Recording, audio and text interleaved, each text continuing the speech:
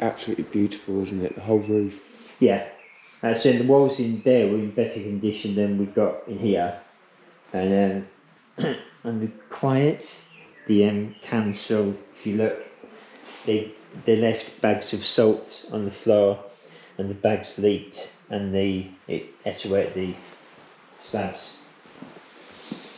What, here? Yeah, we found one place that would do they've quoted £15 for each tile. Yeah, so big bags of salt for the roads. We just dumped here on the floor. So where your feet are now as well. So all of these are going to have to be removed. This bit for? And this was a plinth for raised for when they have the choir for the service, the church service. With all the history of... Yeah, this is some of the history of the place. Over there, there's postcards from before the Great White was turned into a proper road. You literally just had the church, you just had the clock tower in the middle of the road and nothing else. And as you can see, as you go up, there's there's a phone box there, and now you're starting to get parking in the middle. It's just and you see how thick that plasterwork is. And before we do that, we've got to check on the bricks as well. So that's going to be the biggest job here, is getting all the walls back to normal. Yeah, so we assume because obviously that should have all been boarded in, and that's why we wonder why they've not made a decent enough job of the brickwork, because they're thinking, oh, no one's going to see here, we'll just patch it up. But that is the space to go up to where the bell used to be for the bell tower. That was up at the Royal Museum for a long time, before Jen managed to get it to come down here. So they're not talking about putting it back up there, but they've done inside. And this here obviously is the viewing. Right, so this is this one's in better condition glass-wise than the other one is, even though this has been left open, and that's it. We can check now the pillars, what they should look like, because obviously some of those in there, when they bodied it all up, they were broken off. Yeah, there's lots of loose plaster. Yeah, so the idea is we're going to get when we've got through those doors to get into that space, we're going to have it all rigged up inside with lights, so when people come around to visit, we can switch the lights on in there, so then you can see how it's all been done. But someone at the moment is going to go in that hole and then come up into there to get rid of that board, that scaffolding board that's been nailed from the inside. I've never been in there before, so... And you're going to places no one's been for 50, 60 years. The first person in there.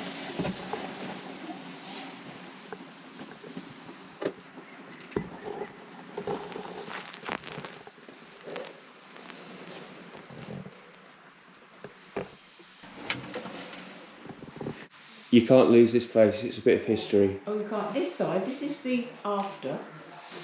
Sorry, this is the before, but that's the after. The other side was like this before we started. But we didn't have all that plaster, did we, off the walls there? No, we just had some. Yeah, we had some but plaster, but not as bad as this. Incredible. So compared to the two of them, it's odd because that was left open and there's not a lot of damage done to it. That one in there that's been boarded up. Yes. Has had the most damage. Because they were boarded over during the war, of course, because this was turned into Ramsey's Mortuary in 1942. The then government said that every single town had to provide a building that could be used as a mortuary in case they were bombed. And this was Ramsey's. And of course Ramsey was bombed. And so the people that were killed, their bodies were laid out in the other side prior to internment. And then after that it stayed as Ramsey's Mortuary up until 1974. And post-mortems were carried out in the other side. We've got back here for all the people that, when the bombs hit their houses, there couldn't be... Yeah, there was nothing to say. There was no memorial to the civilians that lost their lives. And so we had that made.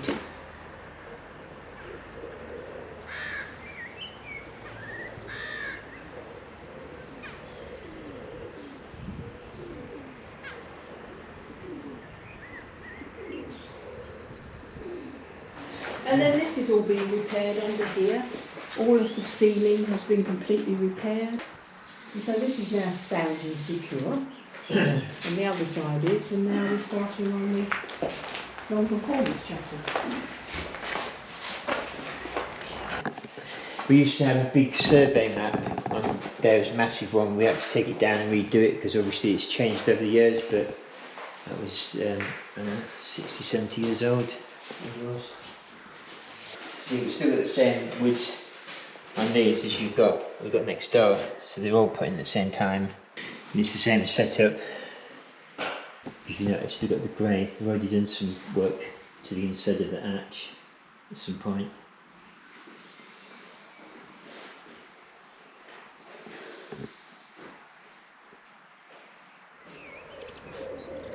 And these are the Commonwealth War graves. These are all of the people from Ramsey who were soldiers. So this is every single Ramsey person who was in the First World War. Cross made for them as well, for remembrance. It's every single one, so that no one's forgotten.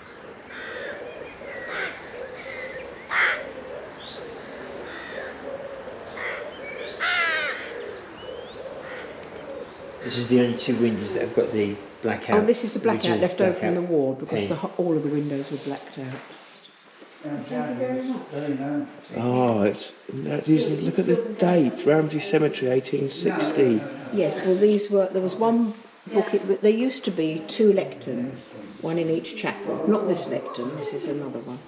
But they used to have one Bible on each lectern, and they are the original Bibles. Got from the chapel? Yeah. Right. Yeah, one was on this side and one was on the non-conformist side. This is the Anglican chapel. And what's the big book? And this is a Bible. What is the age of that? That's 1847 this one dates from. And we've had lots of Bibles actually donated to us that belong to families in Ramsey. So it's very, very nice to have something like that. That is, yeah. Well, the whole lot is. Oh, like this one here. Well, I've got the actual story of that is here.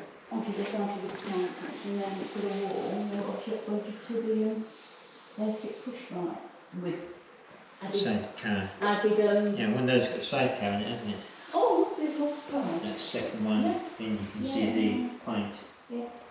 I think that's Ramsey cycle over the map. You've got them in there. These grills that you're standing on were the grills when they used to carry out post-mortems. There used to be a large slate table down here, and then of course it's an awful thing to say, but all the blood and the was washed away. Things they went straight down in here and it was washed away.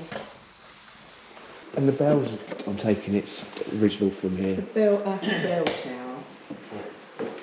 18, look at that. Cast by J. Warner and Son in 1859. Cast by who, sorry? Pardon? Cast by who? J. Warner and Son of London in 1859.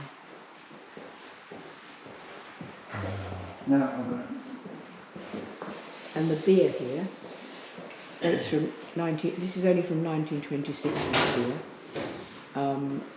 When we first started this, I was contacted by the gentleman who used to be the grave digger here, and he phoned me and told me that he'd got the beer in his lockup. He'd been told by the council to take it to the Woodwater tip and dispose of it, but he didn't want to do that, so he took it home. He'd been looking after it, and so we, very kindly donated it back.